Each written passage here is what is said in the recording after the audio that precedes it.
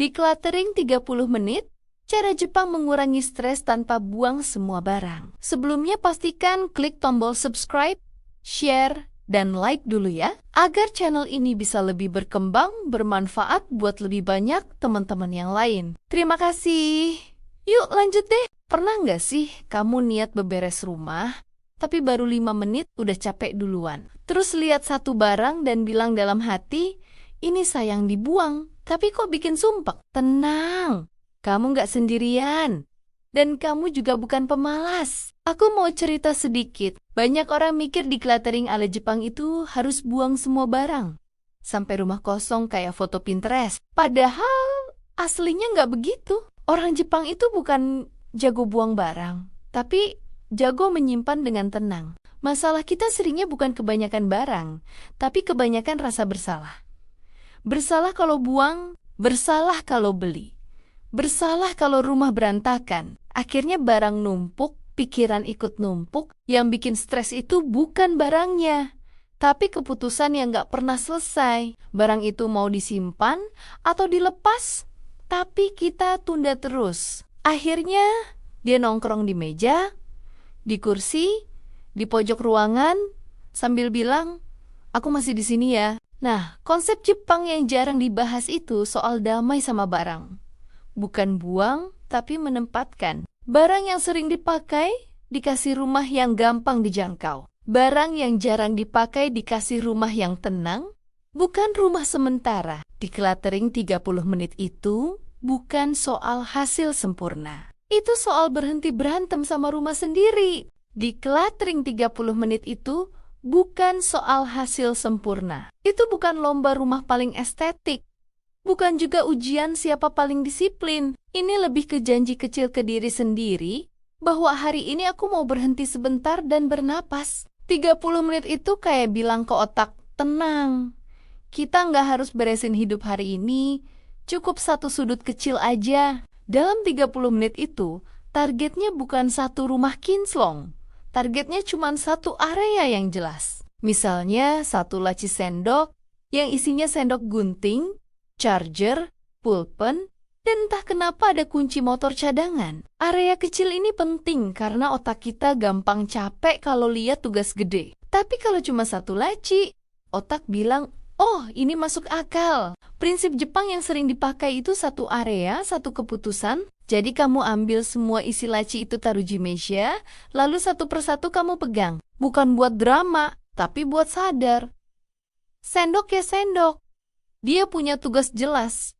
Charger juga jelas. Tapi kalau ada barang yang kamu pegang sambil mikir, ini kenapa ada di sini ya? Nah, itu tandanya bukan barangnya yang salah, tapi rumahnya yang belum ketemu. Di sini lucunya mulai kerasa. Banyak barang kita simpan bukan karena kepakai, tapi karena alasan emosional. Misalnya, kabel lama yang kamu simpan karena mikir, siapa tahu nanti butuh.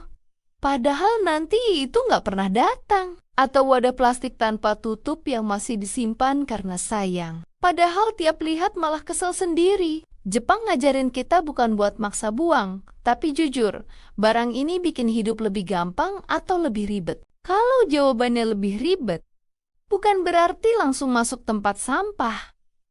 Bisa aja dipindah ke satu kotak khusus. Kotak ini isinya barang-barang yang statusnya belum jelas. Jadi otak kamu nggak perlu muter ulang tiap hari. Keputusan ditunda, tapi ditaruh rapi. Ini penting banget buat orang yang capek mikir seharian.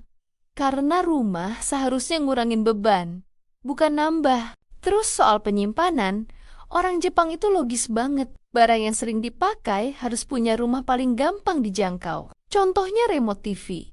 Kalau tiap malam dipakai tapi disimpan di lemari tinggi, ya wajar kalau akhirnya nongkrong di sofa. Bukan karena kamu males, tapi karena sistemnya nggak manusiawi. Begitu remote punya tempat dekat sofa, ajaib, rumah tiba-tiba kelihatan lebih rapi tanpa usaha ekstra. Barang yang jarang dipakai juga bukan musuh, tapi dia butuh rumah yang tenang.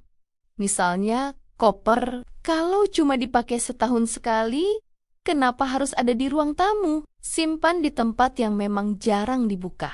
Jadi dengan cara itu, barang gak ganggu visual, dan pikiran ikut lebih adem. Jepang percaya, yang mata lihat terus itu yang bikin otak kerja terus. Hal kecil lain yang sering disepelekan itu visual. Banyak orang bilang yang penting rapi, padahal yang bikin stres itu bukan cuma berantakan, tapi terlalu kelihatan. Makanya di rumah Jepang, banyak penyimpanan tertutup. Bukan buat nutupin masalah, tapi buat ngasih jeda ke mata. Kayak kamu juga butuh jeda dari drama, mata juga butuh jeda dari tumpukan barang. Begitu satu area beres, ada rasa aneh tapi enak. Kayak habis nutup satu tab di otak yang dari kemarin kebuka. Dan ini bukan sugesti.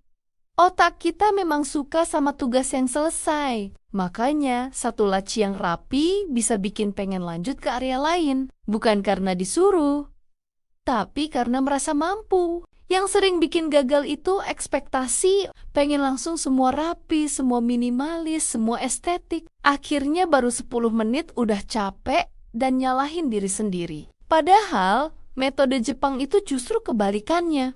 Pelan, kecil, tapi konsisten. Kayak nyapu halaman dikit-dikit daripada nunggu sempat seharian tapi nggak kejadian. Dan yang paling penting, jangan pakai decluttering buat nyentil diri sendiri. Rumah berantakan bukan bukti kamu gagal jadi orang dewasa. Itu cuma tanda hidup kamu lagi penuh. Pekerjaan, keluarga, pikiran, semua numpuk. Rumah cuma refleksi, bukan musuh. Jadi kalau hari ini kamu cuma sanggup 30 menit, itu udah cukup. Bahkan kalau cuma satu laci, itu udah kemenangan kecil. Dari situ, pelan-pelan kamu belajar satu hal penting. Rumah yang tenang itu bukan soal sedikit barang, tapi soal sedikit konflik antara kamu dan barang-barangmu. Dan dari satu sudut yang tenang itu, biasanya hidup ikut terasa lebih ringan. Kadang kita terlalu keras sama diri sendiri. Rumah pengen rapi kayak contoh internet, tapi lupa yang tinggal di dalamnya manusia, bukan robot. Kita marah sama barang, padahal yang capek itu hati sendiri. Lucunya, rumah sering jadi kambing hitam, padahal dia cuma cermin dari kepala yang lagi penuh. Jadi kalau hari ini kamu cuma sanggup beresin satu laci, itu bukan kecil, itu sudah besar. Itu satu keputusan yang selesai, satu sudut yang nggak lagi berisik, dan satu napas yang terasa lebih lega. Nggak perlu dramatis, nggak perlu estetik. Yang penting kamu berhenti perang sama rumah sendiri. Dan siapa tahu, dari satu laci yang tenang, kamu pelan-pelan sadar kalau hidup nggak harus sempurna buat terasa cukup. Kadang yang kita butuhin bukan rumah baru, tapi cara baru buat berdamai sama yang sudah ada. Terima kasih sudah menemani dan mendengarkan ceritaku sampai akhir. Sampai ketemu lagi di video berikutnya.